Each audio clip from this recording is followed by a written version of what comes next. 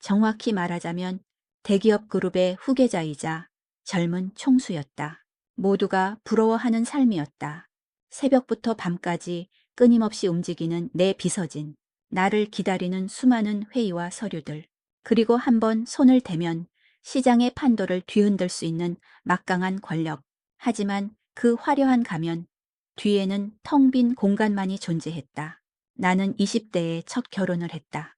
그것은 사랑이 아닌 가문과 가문의 결합이었다. 첫 번째 아내와 나는 서로를 존중했지만 그 어떤 따뜻한 감정도 공유하지 않았다. 그녀는 그녀의 삶이 있었고 나는 나의 삶이 있었다. 우리는 서로를 투명인간처럼 대했고 아이들이 태어난 후에도 그 간극은 좁혀지지 않았다. 결국 우리는 오랜 협의 끝에 이혼했다.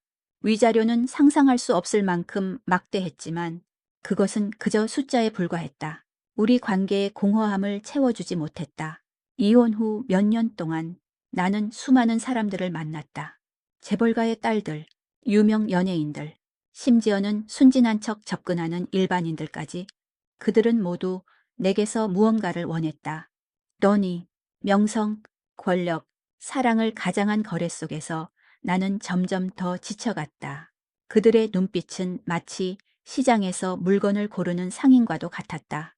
이 남자를 가지면 내가 무엇을 얻을 수 있을까? 그 질문이 그들의 눈에 선명하게 보였다. 그러던 어느 날 나는 혼자 술을 마시다 문득 생각했다.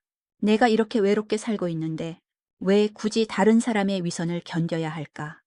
그때 내 머릿속에 떠오른 건 차라리 모든 것을 거래로 만들자는 것이었다. 결혼이라는 형식적인 틀, 사회적인 시선, 그리고 가족들의 기대를 충족시키기 위해 나는 진정한 사랑을 포기하고 가장 현실적인 방법을 선택하기로 했다. 계약 결혼. 그렇게 나는 비서에게 지시를 내렸다. 계약 결혼 상대를 찾아봐. 조건은 깔끔하고 복잡한 사생활이 없으며 돈이 절실히 필요한 사람. 비서는 놀랐지만 이내 냉철하게 내 명령을 수행했다. 며칠 후 그녀는 내 앞에 한 장의 서류를 내밀었다. 거기에 한 여자의 이름과 몇 가지 기본 정보가 적혀 있었다. 그녀의 이름은 박지민이었다. 서류에 따르면 그녀는 평범한 가정에서 자랐고 부모님의 사업 실패로 인해 막대한 빚을 떠안게 되었다고 했다. 그녀는 그 빚을 갚기 위해 자신의 미래를 팔 수밖에 없었다. 30이 되기도 전인 26살의 나이였다. 서류 속 흑백 사진 속 그녀의 얼굴은 묘하게 창백하고 슬픔이 서려 있었다. 나는 그녀를 만나는 자리에 나갔다. 굳이 나갈 필요는 없었지만 직접 눈으로 확인하고 싶었다. 그녀는 작은 카페 구석에 앉아 나를 기다리고 있었다. 화려한 옷 대신 낡았지만 단정한 원피스를 입고 있었다. 눈을 마주치자 그녀는 떨리는 손으로 인사를 건넸다. 그 눈빛은 불안했지만 동시에 어딘가 단단한 결심이 보였다. 우리는 계약 조건을 두고 이야기했다. 나는 거만하게, 그녀는 절박하게. 내가 제시한 금액은 50억 원이었다. 50억 원이면 그녀의 가족 빚을 모두 갚고도 남는 돈이었다. 그녀는 내 말을 듣고 잠시 멍하니 있다가 이내 고개를 숙였다. 알겠습니다. 계약에 동의합니다. 그녀의 목소리는 미세하게 떨렸지만 더 이상 망설이지 않았다. 나는 그 자리에서 바로 변호사를 불러 계약서를 작성하게 했다. 계약서에는 50억 원이라는 금액과 함께 3년간의 계약 기간, 그리고 우리의 관계는 오로지 사회적인 역할에 국한된다는 내용이 명시되어 있었다. 나는 그녀에게 요구했다. 이 계약은 철저히 비밀로 유지되어야 합니다. 당신은 내 아내로서의 역할만 하면 됩니다. 내 사생활에 관여하지 않고 당신의 사생활도 내게 말하지 마세요. 우리는 그저 파트너일 뿐입니다. 그녀는 고개를 끄덕였다. 알겠습니다. 사장님. 그녀는 남편이라는 호칭 대신 사장님이라고 불렀다. 나는 그 점이 마음에 들었다. 그녀는 선을 넘지 않을 사람이었다. 50억 원이라는 거액이 담보하는 확실한 관계. 나는 마침내 나의 외로운 삶을 해결할 방법을 찾았다고 생각했다. 그것은 사랑도 감정도 없는 완벽한 거래였다. 그리고 그 거래가 내 인생의 가장 큰 비극이자 동시에 가장 아름다운 구원이 될 줄은 그때는 전혀 알지 못했다. 계약이 성사되고 일주일 후 지민은 내 집으로 들어왔다.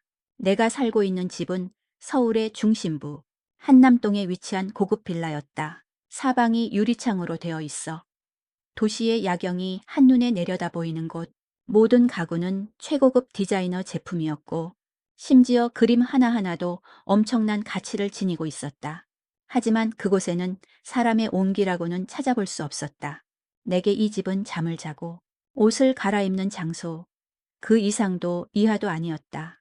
지민은 거대한 짐 가방을 끌고 왔다. 그녀의 짐이라고는 그 가방 하나가 전부였다. 나는 집사를 시켜 그녀의 짐을 방으로 옮겨주게 했다. 그녀의 방은 집에서 가장 크고 좋은 방 중 하나였다. 나는 그녀에게 말했다. 여기서 지내는 동안 필요한 게 있으면 언제든 집사에게 말하세요. 당신의 역할은 외부의 내 아내로 보이는 것, 그리고 가끔 가족 행사에 동행하는 것뿐입니다. 그 외에는 당신이 하고 싶은 대로 하세요. 저는 당신의 사생활에 간섭하지 않습니다. 그녀는 고개를 끄덕였다. 알겠습니다. 사장님, 여전히 나를 사장님이라고 불렀다. 그 호칭이 마음에 들면서도 한편으로는 우리의 관계가 얼마나 딱딱하고 건조한지를 다시 한번 깨닫게 했다. 그 후 우리의 생활은 시작됐다. 우리는 한 지붕 아래 살았지만 마치 다른 우주에 존재하는 사람들처럼 살았다. 나는 새벽같이 출근해서 밤늦게야 돌아왔고 그녀는 내가 없는 동안 집안에 조용히 머물렀다. 우리는 저녁 식사를 함께하지 않았다. 나는 밖에서 해결하거나 늦게 들어와 혼자 간단하게 먹었다. 그녀는 혼자서 식사를 했다. 드넓은 다이닝 테이블에 덩그러니 놓인 두 개의 의자는 우리의 간극을 보여주는 듯했다. 나는 그녀가 어떻게 시간을 보내는지 궁금하지 않았다.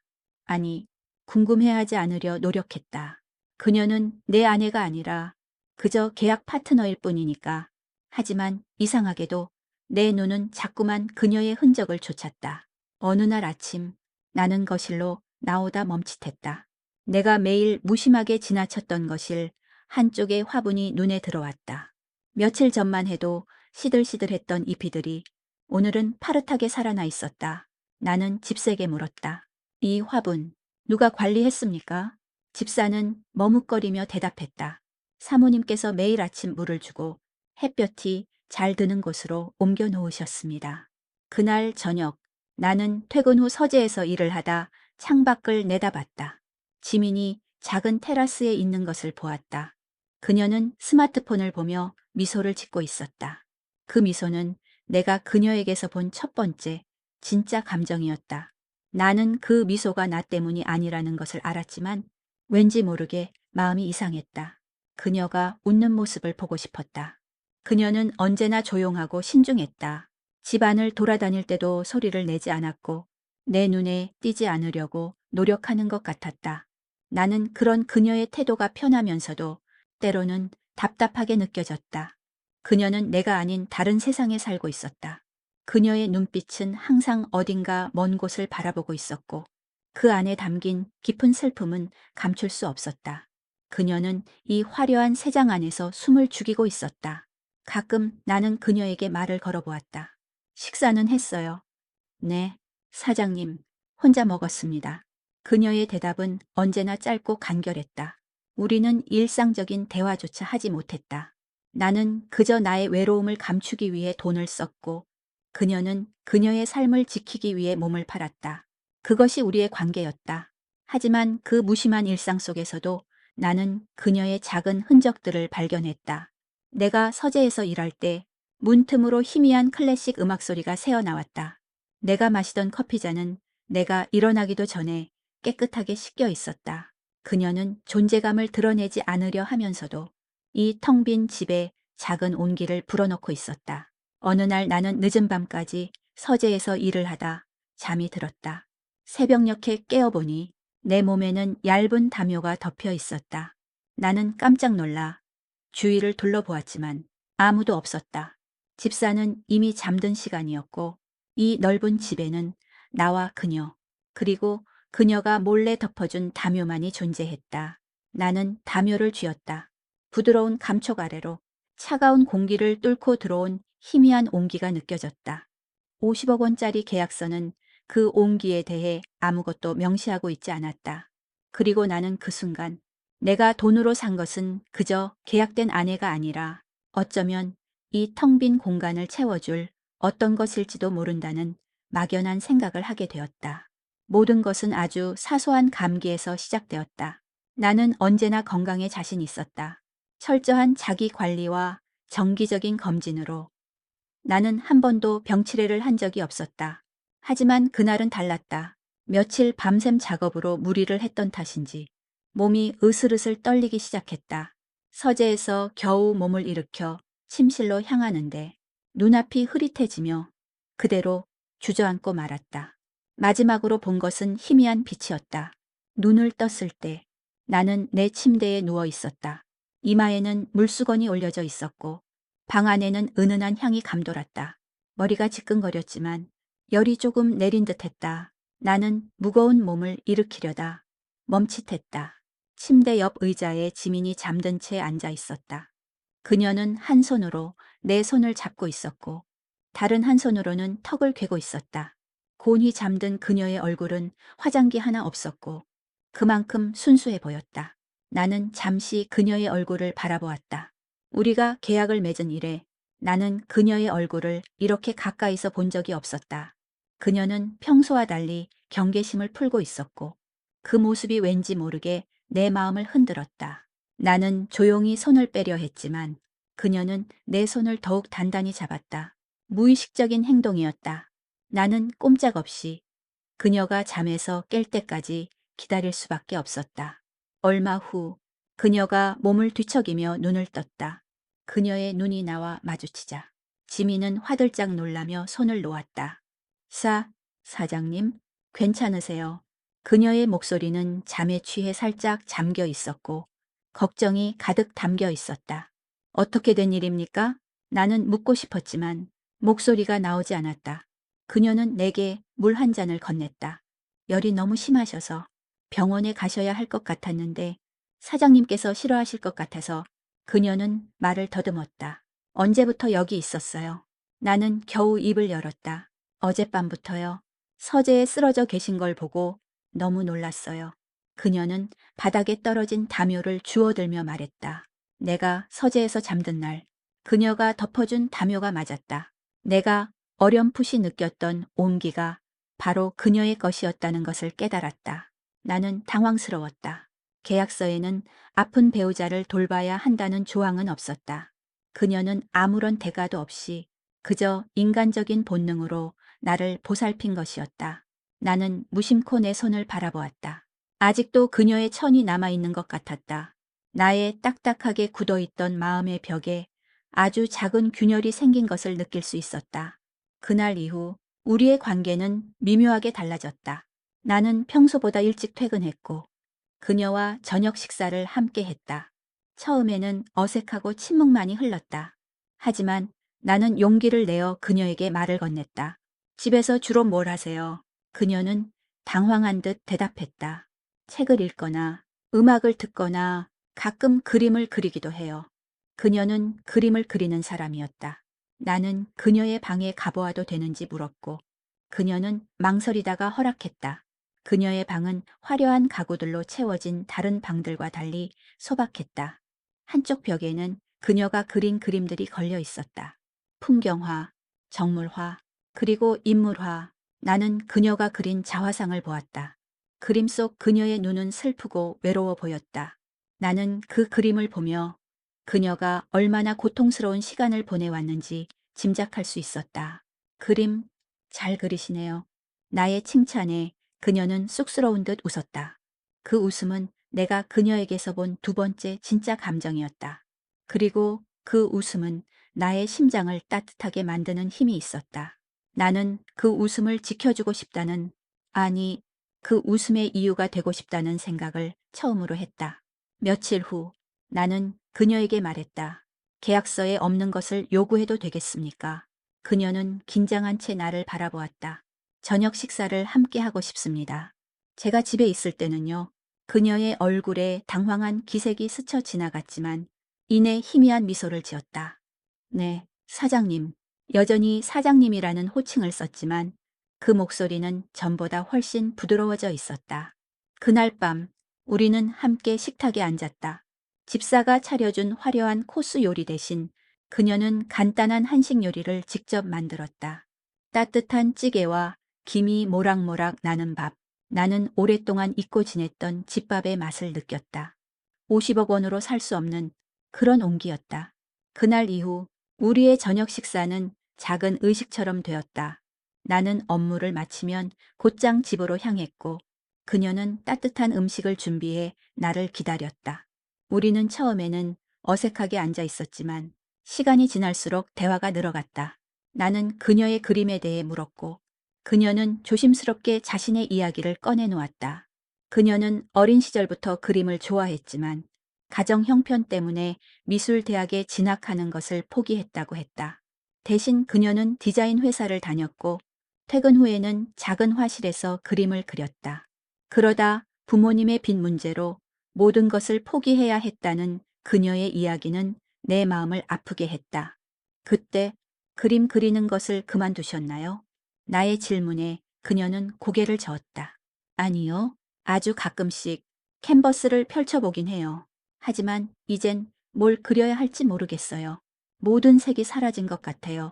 나는 그녀의 목소리에서 깊은 절망을 느꼈다. 나는 50억 원으로 그녀의 빚을 갚아주었지만 그녀의 잃어버린 꿈까지 되찾아줄 수는 없었다. 그 사실이 나를 괴롭혔다. 나는 그녀의 그림을 다시 보고 싶었다. 그래서 나는 조심스럽게 제안했다. 내일 저녁 내 서재에 있는 그림들을 보지 않겠어요. 혹시 마음에 드는 그림이 있다면 그 그림에 대해 이야기해 줄 수도 있고요. 그녀는 망설였지만 이내 고개를 끄덕였다. 다음 날 저녁 우리는 내 서재에서 그림들을 감상했다. 나는 세계적으로 유명한 화가들의 작품들을 소장하고 있었다. 그녀는 그림들을 보며 눈을 반짝였다. 그녀는 그림의 구도와 색채, 그리고 작가의 의도에 대해 이야기했다. 나는 그녀의 지식에 놀랐다. 그녀는 그림을 진정으로 사랑하는 사람이었다. 그녀의 눈이 빛나는 것을 보며 나는 그녀에게서 잃어버렸던 생기를 되찾아주는 기분이 들었다. 우리는 함께 그림을 보는 시간이 즐거웠다. 나는 그녀의 해박한 지식에 감탄했고 그녀는 나의 솔직한 감상에 미소를 지었다. 나는 그녀에게서 많은 것을 배웠다. 그림을 보는 법, 그리고 삶을 바라보는 법까지. 나는 그녀가 나에게 돈으로는 살 수 없는 가치를 주고 있다는 것을 깨달았다.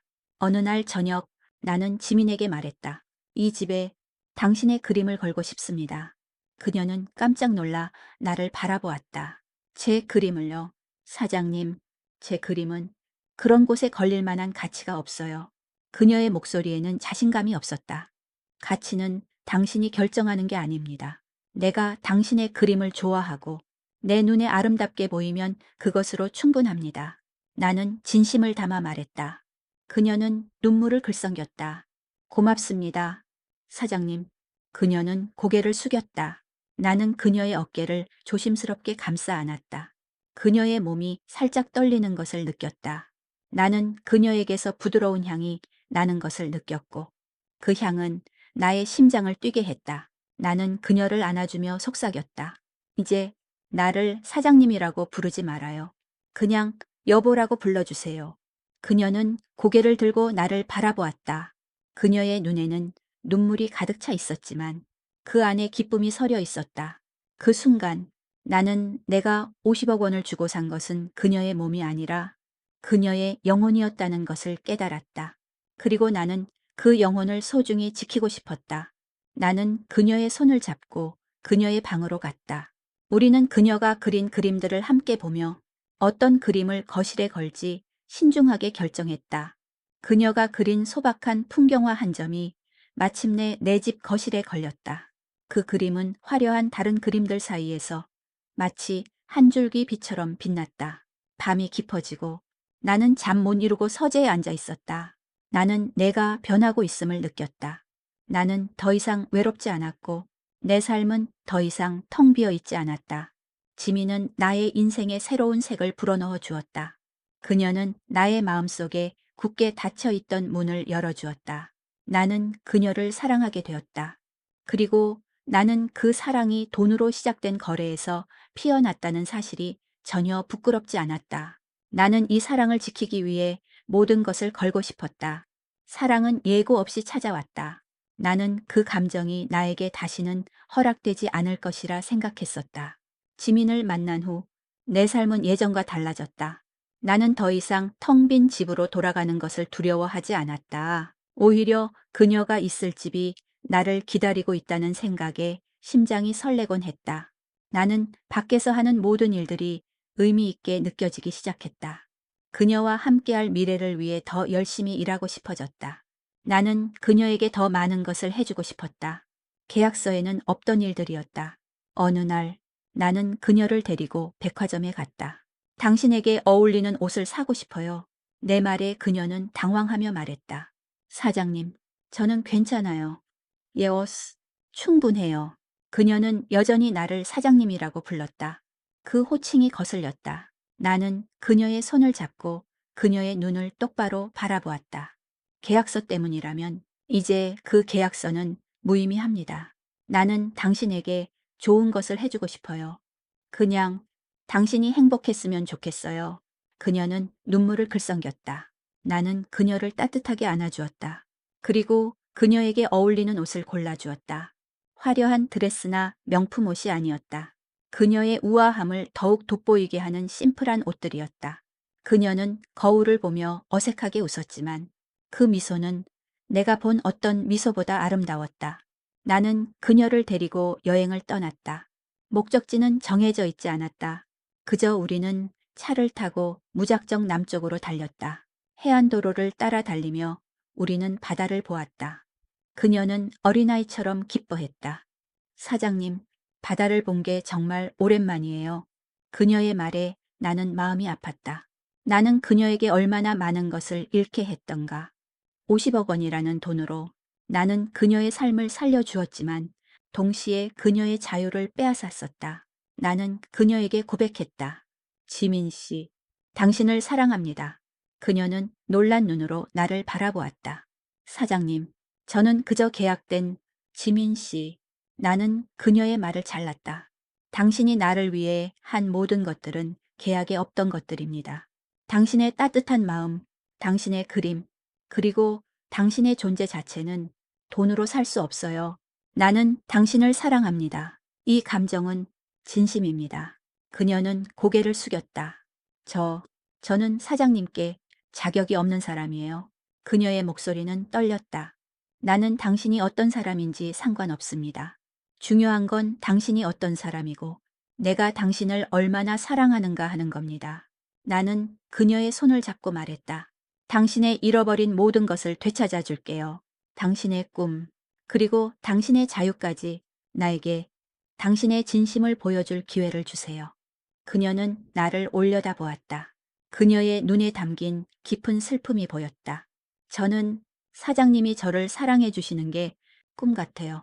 그녀는 눈물을 흘렸다. 사장님이라고 부르지 말아요. 나는 그녀의 눈물을 닦아주며 말했다. 제 이름은 이선우입니다. 그녀는 고개를 끄덕였다. 선우 씨. 그녀의 목소리가 내 귀에 달콤하게 속삭였다. 나는 그녀를 안아주었다. 그녀는 내 품에 안겨 어린아이처럼 울었다. 그 눈물은 슬픔의 눈물이 아니라 오랫동안 갇혀있던 감정의 폭발이었다. 그날 밤 우리는 같은 침대에서 잠들었다. 우리는 아무것도 하지 않았다. 그저 서로의 온기를 느끼며 서로의 존재를 확인했다. 나는 그녀의 머리카락을 쓰다듬었고 그녀는 나의 품에 깊이 파고들었다. 나는 더 이상 외롭지 않았다. 내 곁에 그녀가 있었다. 그녀의 숨소리, 그녀의 온기, 그리고 그녀의 존재. 그 모든 것들이 나에게 세상에서 가장 소중한 보물이었다. 나는 그녀를 지켜주고 싶었다.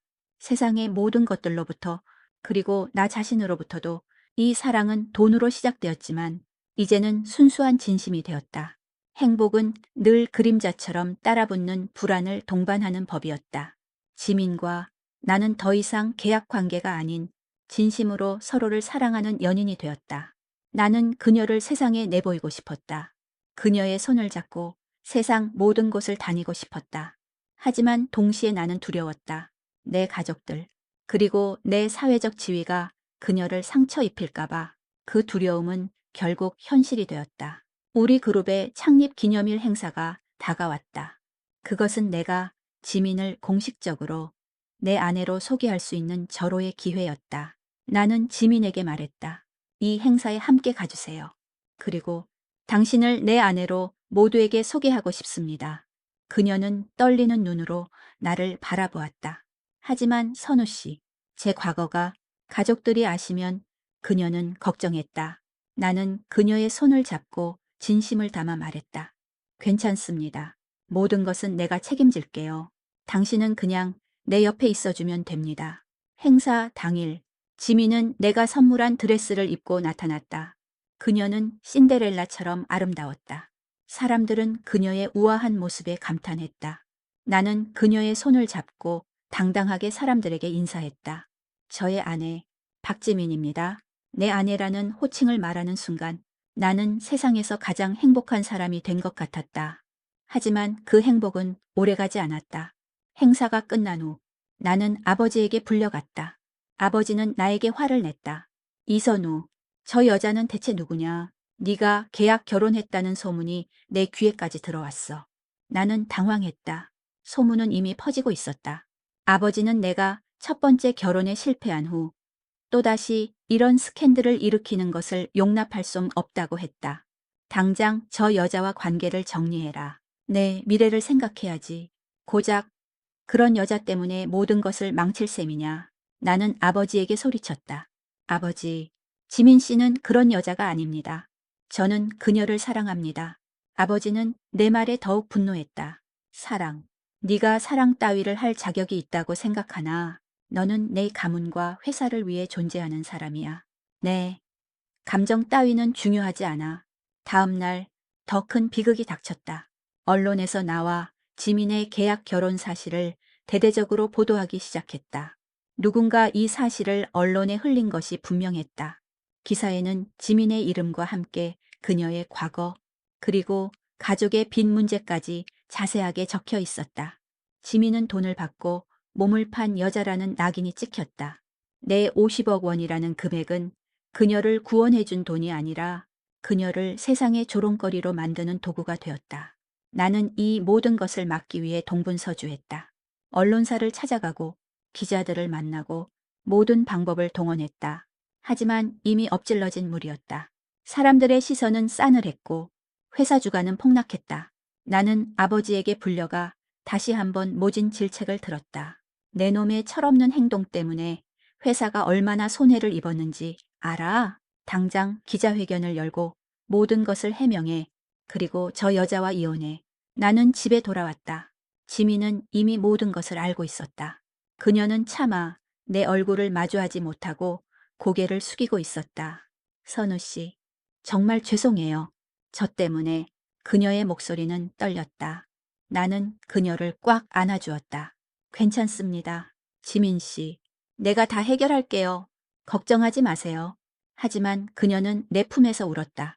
선우 씨, 우리 관계는 여기까지인 것 같아요. 저 때문에 더 이상 힘들어하지 마세요.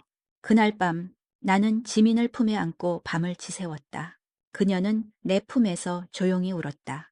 나는 그녀의 등을 쓸어주며 속삭였다. 절대 당신을 놓지 않을 겁니다. 무슨 일이 있어도 나는 당신을 사랑합니다. 하지만 그녀의 마음은 이미 정해진 것 같았다. 그녀는 내가 잠든 틈을 타서 내 곁을 떠났다. 그녀가 남긴 것은 작은 쪽지 하나뿐이었다. 저를 잊어주세요. 당신은 행복해야 해요.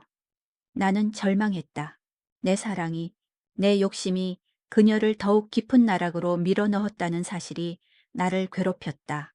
50억 원이라는 돈으로 그녀를 구원하려 했지만 나는 결국 그녀에게 가장 큰 상처를 준 사람이 되었다.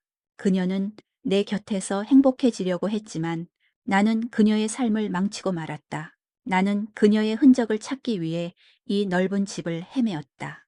하지만 그녀는 없었다. 나의 사랑은, 나의 행복은 한순간에 사라져버렸다. 그녀가 떠난 후 내 삶은 지옥이 되었다. 50억 원을 주고 샀던 계약 결혼은 결국 50억 원으로도 지킬 수 없는 사랑이 되었다. 그녀가 없는 집은 다시 텅 빈 껍데기가 되었다. 나는 매일 밤 술에 취해 잠들었고 깨어나면 그녀의 흔적을 찾아 헤매었다.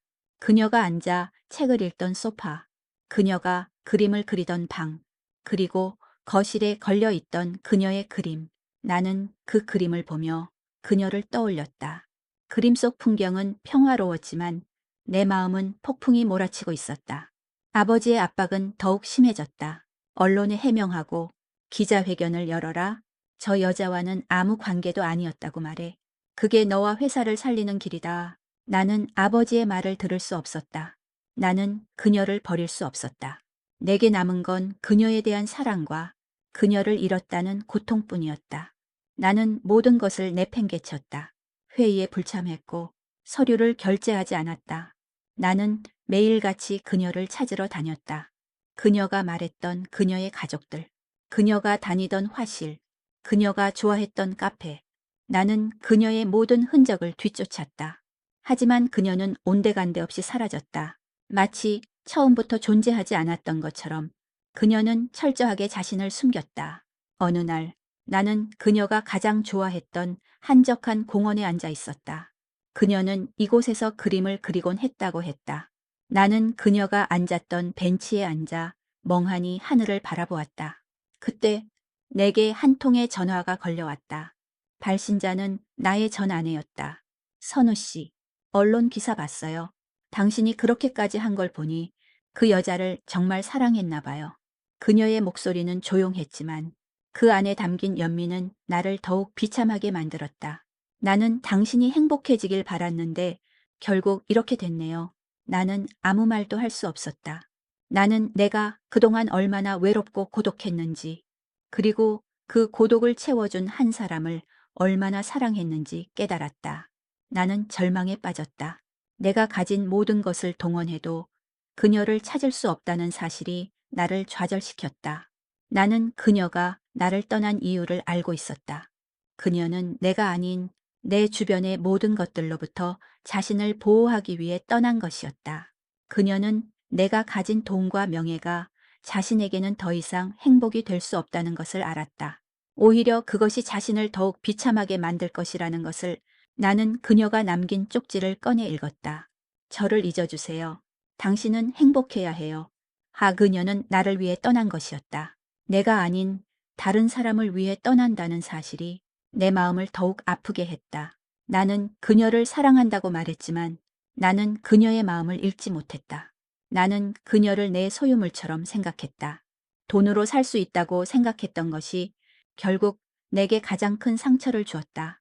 나는 모든 것을 포기했다. 회사를 내팽개치고 가족들의 압박도 무시했다. 나는 오직 한 사람만을 찾기 위해 존재했다. 내 삶의 모든 이유가 그녀를 찾는 것이었다. 그녀는 내가 가진 모든 것을 잃게 했다. 하지만 나는 그녀를 원망하지 않았다. 오히려 그녀가 나에게 삶의 가장 중요한 가치를 가르쳐 주었다. 돈, 명예, 권력이 아닌 진정한 사랑과 진심의 가치를 나는 그녀에게 용서를 빌고 싶었다. 그녀를 찾아서 내가 얼마나 그녀를 사랑하고 있는지 말해주고 싶었다. 그리고 다시는 그녀를 떠나보내지 않겠다고 맹세하고 싶었다. 하지만 나는 그녀를 찾을 수 없었다. 그녀는 마치 세상에서 사라진 것처럼 그 어떤 흔적도 남기지 않았다. 나는 매일 밤 그녀가 나에게 덮어주었던 담요를 끌어안고 잠들었다. 그 담요는 이제 차가운 공기만 가득했다. 나의 가슴은 텅 비어 있었고 그 안에 남은 것은 오직 그녀에 대한 그리움뿐이었다. 그녀를 잃고 난 후 나는 모든 것을 포기했다. 회사의 경영권은 동생에게 넘겨주고 나는 세상과 단절된 채 은둔했다. 나는 더 이상 총수가 아니었다. 그저 한 사람을 잃은 초라한 남자일 뿐이었다. 내가 가진 모든 재산과 권력은 그녀를 찾아내지 못했다. 나는 매일같이 그녀를 찾으러 다녔지만 그녀는 내게서 완전히 사라진 것 같았다. 그녀가 남긴 쪽지, 당신은 행복해야 해요 라는 문구가 나를 끊임없이 괴롭혔다. 나는 그녀가 없는 세상에서 행복할 수 없었다. 그러던 어느 날 나는 우연히 한적한 동네의 작은 꽃집 앞을 지나게 되었다. 그곳은 내가 예전에 그녀와 함께 차를 타고 지나갔던 시골길에 위치한 작은 마을이었다. 나는 그녀가 꽃을 좋아했던 것을 기억했다. 그녀는 나에게 선물 받은 꽃을 보며 미소를 짓곤 했었다. 나는 무심코 그 꽃집 안을 들여다보았다. 창가에 놓인 화분들 사이에서 나는 한 여자의 뒷모습을 보았다. 그녀는 화분 속에 시든 잎을 조심스럽게 떼어내고 있었다. 그녀의 손길은 부드러웠고 그 모습은 너무나 익숙했다. 나는 심장이 멎는 것 같았다. 그 뒷모습은 틀림없이 지민이었다. 나는 떨리는 발걸음으로 꽃집 안으로 들어갔다. 꽃집 안은 꽃향기로 가득했다. 지민은 나를 등진 채 꽃들을 정리하고 있었다. 지민 씨. 나는 떨리는 목소리로 그녀의 이름을 불렀다. 그녀는 깜짝 놀라 몸을 돌렸다. 그녀의 얼굴은 예전보다 훨씬 수척해져 있었지만 그 안에 담긴 눈빛은 여전히 내가 기억하는 그대로였다. 슬픔과 경계심이 뒤섞여 있었다. 그녀는 나를 보며 눈을 동그랗게 떴다. 선우 씨, 당신이 어떻게 여기에? 그녀는 곧바로 몸을 돌려 도망치려고 했다. 나는 그녀의 팔을 붙잡았다. 가지 마세요. 지민 씨, 제발. 내 목소리는 울먹이고 있었다. 그녀는 나를 뿌리치려 했지만 나는 그녀의 손을 놓지 않았다. 어떻게 찾았냐고요? 그녀는 떨리는 목소리로 말했다. 나는 당신을 찾기 위해 모든 것을 포기했습니다. 당신이 없는 세상은 아무 의미가 없어요. 유의미가 없어요. 나는 진심을 담아 말했다. 그녀는 고개를 숙였다. 선우 씨, 저 때문에 힘들어하지 마세요. 저는 괜찮아요. 저는 제 삶을 살고 있어요. 그녀의 말에 나는 더욱 마음이 아팠다. 나는 당신이 괜찮지 않다는 것을 알고 있습니다. 당신이 나를 떠난 이유를 이제야 알 것 같습니다. 내가 가진 돈과 명예가 당신에게는 짐이었다는 것을. 나는 그녀를 꽉 끌어안았다. 그녀는 처음에는 거부했지만 이내 내 품에 안겨 흐느끼기 시작했다. 나는 당신을 사랑합니다. 당신을 잃고 나서야 내가 얼마나 당신을 사랑하는지 깨달았습니다. 나는 당신을 다시는 놓지 않을 겁니다. 제발 내게 다시 한번 기회를 주세요. 우리는 한참 동안 아무 말도 하지 않은 채 서로를 안고 있었다. 그녀의 흐느낌이 잦아들었을 때 나는 그녀를 품에서 떼어놓고 그녀의 눈을 바라보았다. 그녀의 눈은 붉게 충혈되어 있었지만 그 안에 희미한 빛이 서려 있었다. 나는 그녀가 아직 나를 사랑하고 있다는 것을 느꼈다. 나는 그녀에게 제안했다. 이 모든 것을 버리고 우리 함께 살아요. 아무도 모르는 곳에서 당신과 나, 그리고 꽃들만 있는 곳에서. 나의 말에 그녀는 눈물을 흘렸다. 선우 씨, 저는 지민 씨, 나는 이제 총수가 아닙니다. 그저 당신을 사랑하는 한 남자일 뿐입니다. 내게 남은 것은 아무것도 없습니다. 오직 당신뿐입니다. 그녀는 나를 믿을 수 없다는 듯 바라보았다. 나는 그녀의 손을 잡고 그녀가 일하는 작은 화분을 가리켰다. 나는 당신의 그림을 보며 당신이 가진 아름다운 영혼을 보았습니다. 나는 당신이 이 집을 채워준 온기를 기억합니다. 나는 당신을 잃고 나서야 내가 진정으로 원했던 것은 돈과 명예가 아니라 당신의 사랑이었다는 것을 깨달았습니다. 제발 나를 믿어주세요. 그녀는 마침내 고개를 끄덕였다. 그녀는 내 손을 잡고 내가 떠난 후 그녀가 그린 그림들을 보여주었다. 그 그림들 속에는 슬픔과 외로움이 가득했지만 동시에 희미한 희망의 빛도 담겨 있었다. 나는 그 그림을 보며 그녀가 얼마나 나를 그리워했는지 느낄 수 있었다. 우리는 다시 서로를 안았다. 이제는 그 어떤 장애물도 우리를 갈라놓을 수 없다는 것을 알았다. 우리의 사랑은 다시 시작되었다. 그녀를 잃고 난 후 내 삶은 지옥이 되었다. 50억 원을 주고 샀던 계약 결혼은 결국 내 50억 원으로도 지킬 수 없는 사랑이 되었다. 그녀가 없는 집은 다시 텅 빈 껍데기가 되었다. 나는 매일 밤 술에 취해 잠들었고 깨어나면 그녀의 흔적을 찾아 헤매었다. 그녀가 앉아 책을 읽던 소파, 그녀가 그림을 그리던 방, 그리고 거실에 걸려있던 그녀의 그림. 나는 그 그림을 보며 그녀를 떠올렸다. 그림 속 풍경은 평화로웠지만 내 마음은 폭풍이 몰아치고 있었다. 아버지의 압박은 더욱 심해졌다. 언론에 해명하고 기자회견을 열어라. 저 여자와는 아무 관계도 아니었다고 말해. 그게 너와 회사를 살리는 길이다. 나는 아버지의 말을 들을 수 없었다. 나는 그녀를 버릴 수 없었다. 내게 남은 건 그녀에 대한 사랑과 그녀를 잃었다는 고통뿐이었다. 나는 모든 것을 내팽개쳤다. 회의에 불참했고 서류를 결제하지 않았다. 나는 매일같이 그녀를 찾으러 다녔다. 그녀가 말했던 그녀의 가족들, 그녀가 다니던 화실, 그녀가 좋아했던 카페. 나는 그녀의 모든 흔적을 뒤쫓았다. 하지만 그녀는 온데간데 없이 사라졌다. 마치 처음부터 존재하지 않았던 것처럼 그녀는 철저하게 자신을 숨겼다. 어느 날 나는 그녀가 가장 좋아했던 한적한 공원에 앉아 있었다. 그녀는 이곳에서 그림을 그리곤 했다고 했다. 나는 그녀가 앉았던 벤치에 앉아 멍하니 하늘을 바라보았다. 그때 나에게 한 통의 전화가 걸려왔다. 발신자는 나의 전 아내였다. 선우 씨, 언론 기사 봤어요. 당신이 그렇게까지 한 걸 보니 그 여자를 정말 사랑했나 봐요. 그녀의 목소리는 조용했지만 그 안에 담긴 연민은 나를 더욱 비참하게 만들었다.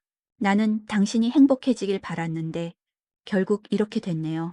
나는 아무 말도 할 수 없었다. 나는 내가 그동안 얼마나 외롭고 고독했는지, 그리고 그 고독을 채워준 한 사람을 얼마나 사랑했는지 깨달았다. 나는 절망에 빠졌다. 내가 가진 모든 것을 동원해도 그녀를 찾을 수 없다는 사실이 나를 좌절시켰다.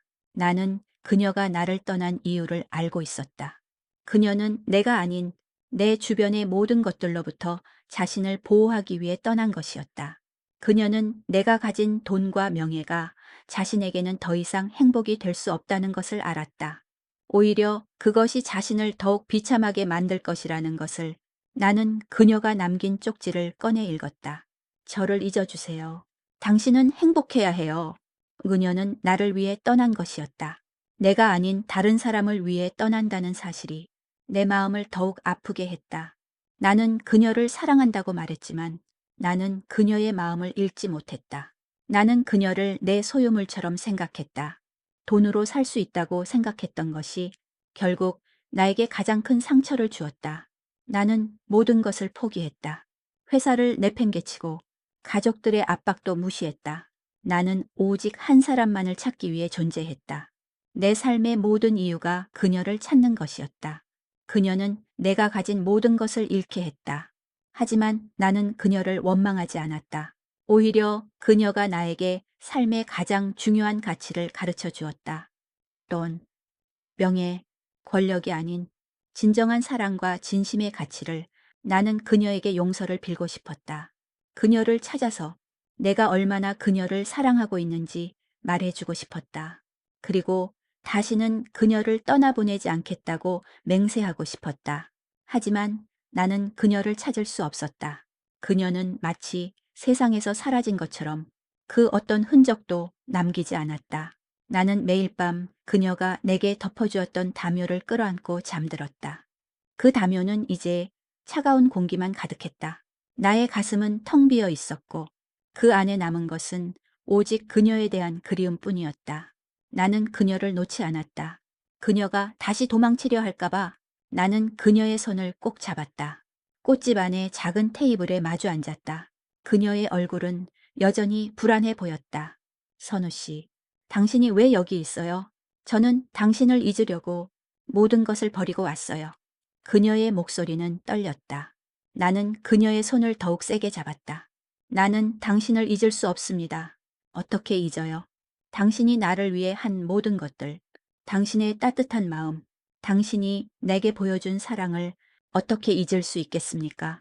나는 그녀에게 내가 지난 몇 달 동안 얼마나 고통스러웠는지, 내가 가진 모든 것을 버리고 오직 그녀만을 찾았다는 것을 이야기했다.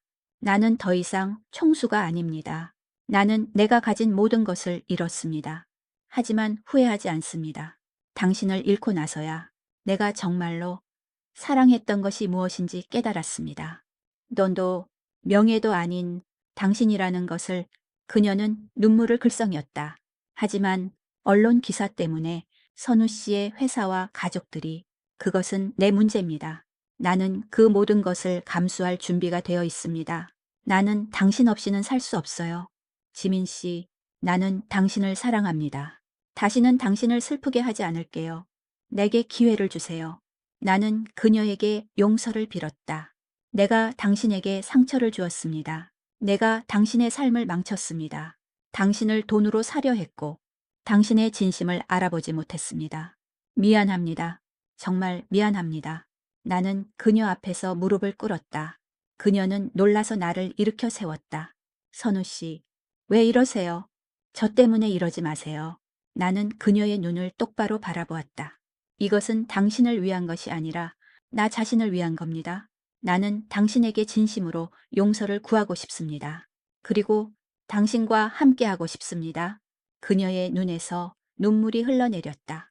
선우 씨, 제가 뭐라고? 그녀는 말을 잇지 못했다. 나는 그녀의 손을 잡고 우리가 함께 살았던 집의 이야기를 꺼냈다. 그 집은 당신이 떠난 후 다시 텅 비어 버렸습니다. 당신이 걸어놓았던 그림은 여전히 그 자리에 있습니다. 그 그림은 내가 가진 유일한 희망입니다. 그 그림을 보며 나는 당신을 기다렸습니다. 당신이 언젠가 다시 돌아와 줄 거라고 믿었습니다. 지민은 흐느꼈다. 저는 저의 모든 것을 잃었어요. 꿈도, 가족도, 선우 씨도 모두 잃었다고 생각했어요. 나는 그녀의 눈물을 닦아주었다. 당신은 아무것도 잃지 않았습니다. 나는 여기에 있고 당신의 꿈은 이제부터 다시 시작하면 됩니다. 우리가 함께, 우리는 그날 밤 작은 여관방에서 함께 밤을 보냈다. 우리는 아무것도 하지 않았다. 그저 서로를 안고 서로의 숨소리를 들었다. 나는 그녀의 머리카락을 쓰다듬었고 그녀는 나의 품에 기대 잠이 들었다. 나는 더 이상 외롭지 않았다. 나의 품에는 사랑하는 사람이 있었다. 50억 원으로 시작된 계약 결혼은 이제 진정한 사랑의 시작이 되었다.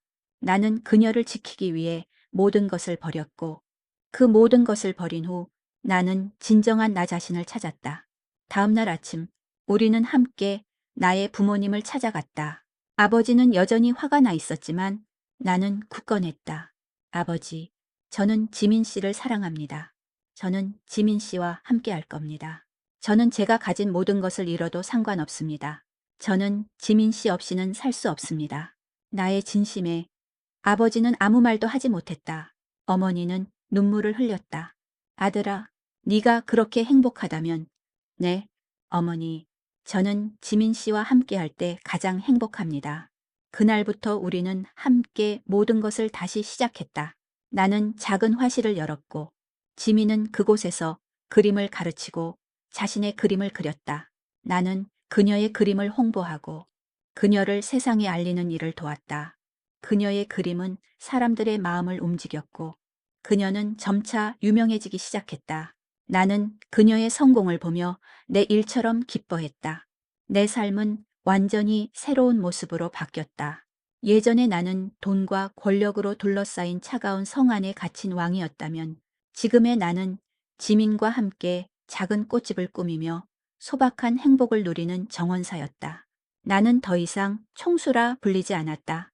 사람들은 나를 그림을 그리는 여자의 남편이라고 불렀다. 나는 그 호칭이 세상 어떤 칭호보다 자랑스러웠다. 우리는 함께 아침을 맞고 함께 밥을 먹고 함께 산책을 했다. 나는 지민이 그림을 그리는 동안 그녀의 곁에서 커피를 마시며 책을 읽었다. 그녀는 내가 읽고 있는 책의 내용에 대해 물었고 우리는 끝없는 대화를 나누었다. 밤이 되면 우리는 작은 테라스에 앉아 밤하늘의 별들을 바라보았다. 지민은 내 어깨에 기대어 말했다. 선우 씨, 이 모든 것이 꿈 같아요. 나는 그녀의 손을 잡고 말했다. 이것은 꿈이 아닙니다. 현실입니다. 우리가 함께 만들어낸 현실입니다. 나의 가족들도 점차 우리의 관계를 받아들였다. 어머니는 가끔 우리를 찾아와 지민이 만든 요리를 맛보며 행복해 하셨다. 아버지는 아직도 완전히 마음을 열지는 않으셨지만 더 이상 우리에게 간섭하지 않으셨다. 나는 아버지에게 말했다. 아버지, 저는 이제야 진정한 행복을 찾았습니다. 아버지도 제가 행복하기를 바라셨잖아요. 아버지는 대답 대신 고개를 끄덕이셨다. 지민의 그림은 점차 사람들에게 알려지기 시작했고 그녀는 여러 전시회에 초대되었다. 그녀의 그림에는 슬픔과 고통이 담겨 있었지만 그 안에는 희망과 사랑의 빛이 가득했다. 사람들은 그녀의 그림을 보며 위로를 얻었고 그녀의 그림은 비싼 가격에 팔려나갔다. 지민은 그 돈으로 자신의 가족을 돕고 어려운 사람들을 위해 기부했다. 그녀는 여전히 남을 도울 줄 아는 따뜻한 사람이었다. 우리는 결혼식을 올렸다. 화려한 결혼식이 아니었다. 작은 꽃집 정원에서 가족과 몇몇 가까운 친구들만 모시고 조용하게 올린 결혼식이었다. 나는 그녀의 손을 잡고 혼인서약서를 낭독했다. 나는 당신을 영원히 사랑하고 당신의 모든 것을 존중하며 당신과 함께 늙어갈 것을 맹세합니다. 그녀는 눈물을 흘리며 내게 말했다. 선우 씨, 50억 원으로 시작된 우리의 계약은 세상에서 가장 아름다운 사랑이 되었어요. 나는 그녀를 꽉 끌어안았다. 나는 이제야 깨달았다. 내가 50억 원을 주고 산 것은 그녀의 몸이 아니라 그녀의 영혼이었다. 그리고 그녀는 나의 텅 빈 마음을 채워주었고 나의 삶에 진정한 의미를 부여했다. 우리는 서로의 아픔을 보듬어주고 서로의 상처를 치유해 주었다. 우리의 사랑은 돈으로 시작되었지만 결국 돈으로 살 수 없는 가장 소중한 가치가 되었다. 지금도 나는 매일 아침 그녀와 함께 마당의 꽃밭을 가꾼다. 나는 그녀의 손을 잡고 햇살 아래서 빛나는 그녀의 미소를 바라본다. 그리고 나는 가슴 벅찬 행복을 느낀다. 나는 한때 모든 것을 가졌다고 생각했지만 모든 것을 잃고 나서야 진정한 행복을 찾았다. 그리고 그 행복은 오직 한 사람, 지민 덕분이었다. 우리의 이야기는 이제 시작이다. 우리는 앞으로도 서로의 손을 잡고 함께 이 길을 걸어갈 것이다. 우리의 사랑은 영원히 계속될 것이다. 내가 38살이 되던 해, 사람들은 나를 총수라 불렀다.